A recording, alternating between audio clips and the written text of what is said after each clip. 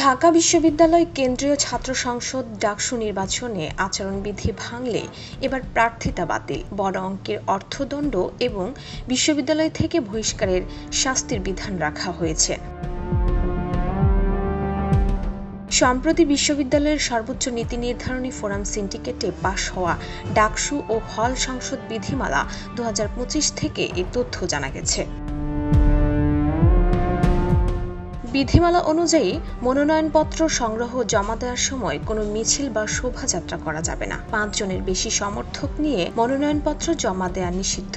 Showdown, যানবাহন ব্যবহার করে প্রচারণা বা ভোটার আনা নেওয়ার সম্পূর্ণরূপে নিষিদ্ধ, তবে রিকশা ও সাইকেল ব্যবহার করা যাবে। প্রচারণার নির্ধারিত সময় সকাল 10টা থেকে রাত 11টা পর্যন্ত, তবে রাত 10টার পর মাইক ব্যবহার করা যাবে না। সামাজিক যোগাযোগ মাধ্যমে প্রচার চালানো যাবে, তবে সেটি হতে হবে আইন সিদ্ধ ও ইতিবাচক।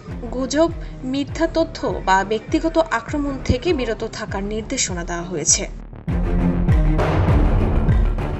সভা বা সমাবেশ আয়োজনের জন্য 24 ঘন্টা আগে অনুমতি নিতে হবে এবং অনুমোদিত জায়গা ছাড়া ক্যাম্পাসে কোনো সভা বা শোভাযাত্রা করা যাবে না। জনগণ বা শিক্ষার্থীদের চলাচলে বিঘ্ন সৃষ্টি হয় এমন স্থানে মঞ্চ তৈরি করাও নিষিদ্ধ করা হয়েছে।